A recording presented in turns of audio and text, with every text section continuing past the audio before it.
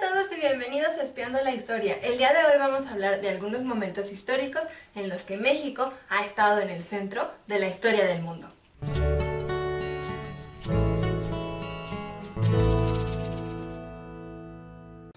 Muchas veces cuando estudiamos la historia de México no encontramos la relación con la historia del mundo. Por eso hoy vamos a hablar de 3 momentos en la historia del mundo en que la situación de México era muy, pero muy importante.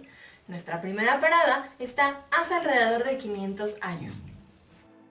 A finales del siglo XIV y principios del XV, el Imperio Bizantino era atacado por un pequeño emirato que poco a poco ganaba poder, los turcos otomanos. La ciudad de Constantinopla, atacada en 1391, 1396 y 1422 por los otomanos, había sobrevivido milagrosamente, haciendo que los bizantinos se sintieran cada vez más seguros. Una tregua concedida por el sultán Mehmed II y la alianza lograda con los reinos italianos y griegos parecía ser el fin del conflicto, pero un desacuerdo por dinero entre el emperador Constantino XI y Mehmed II llevó nuevamente a ambos imperios a la guerra. El sitio de Constantinopla tendría lugar en abril de 1453. 100.000 soldados turcos se enfrentarían a unos cuantos miles bizantinos, apoyados por genoveses, griegos y venecianos. Luego de casi 2 veces de bombardeos diarios a las murallas de la ciudad, un error bizantino le daría la victoria a los turcos comandados por Mehmed II. La ciudad de Constantinopla cayó, como decía una leyenda, luego de una noche sin luna, pues en plena guerra hubo un eclipse lunar.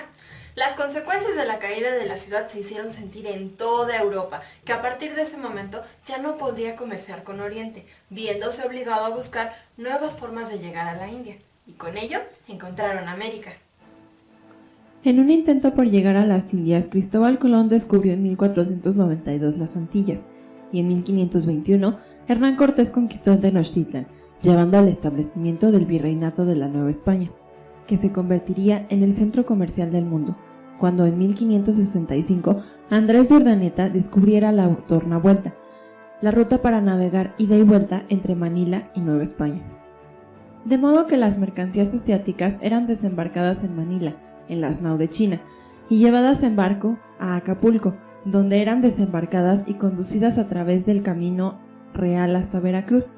Allí se ponían en barcos con destino a Sevilla, desde donde eran comerciadas con toda Europa. Todo el viaje tomaba alrededor de 6 meses. Así, México se ponía por primera vez en el medio del mundo, como intermediario entre Asia y Europa. México era el foco de atención mundial, y esto volvería a ocurrir unos 300 años después, en el siglo XIX, mientras el país se encontraba en medio del caos. Luego de la independencia de México en 1810, el país se encontraba sumido en una lucha de poder entre los liberales y los conservadores.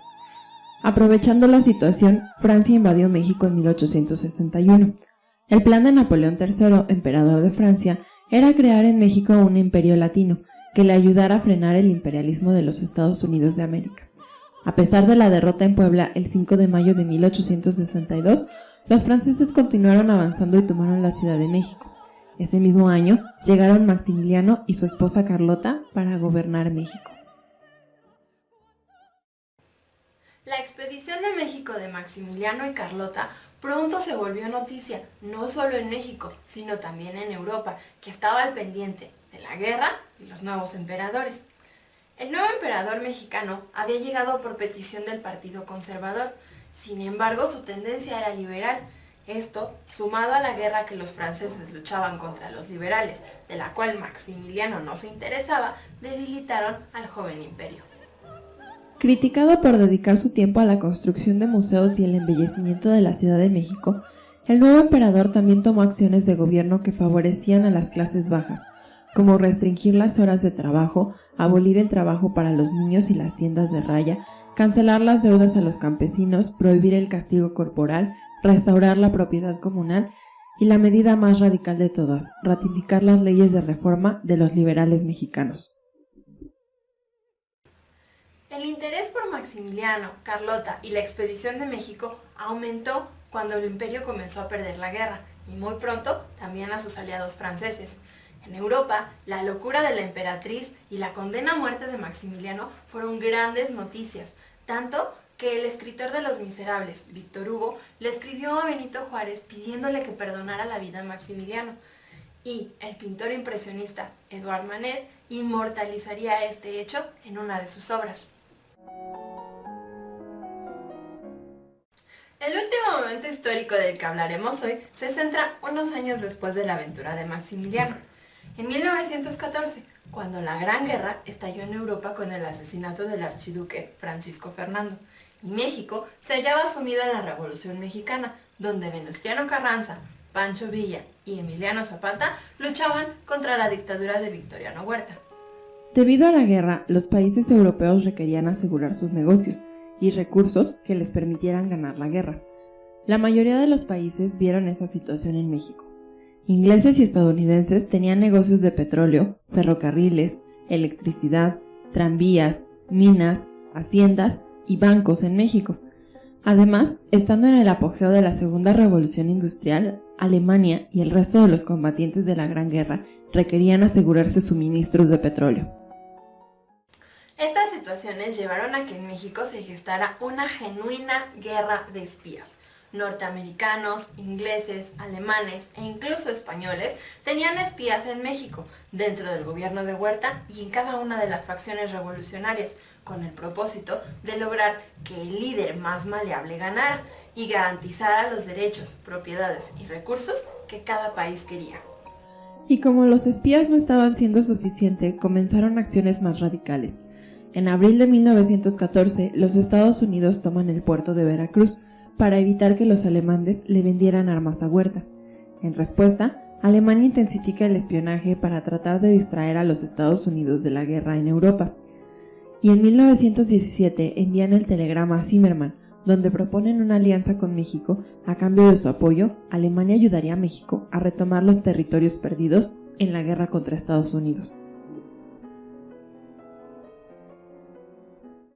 Claro está que México no aceptó el trato con Alemania, quien perdió la guerra mundial unos años después. Como producto de los acontecimientos en esos años, el presidente Venustiano Carranza estableció las bases para la política exterior mexicana y las relaciones internacionales entre los países en el siglo XX, a través de la doctrina Carranza, que tenía como eje el respeto a la soberanía de los pueblos y la no intervención para la paz mundial y la fraternidad entre las naciones. Eso fue todo por hoy. Cuéntenos en los comentarios si les gustó el video y si les gustaría que hiciéramos un segundo video con otros momentos donde la historia de México se conecta con el mundo, o si quieren un video más amplio de alguno de los temas que vimos hoy. Recuerden darle like al video, compartirlo con alguien a quien le pueda gustar y suscribirse si no lo han hecho todavía. ¡Hasta la próxima!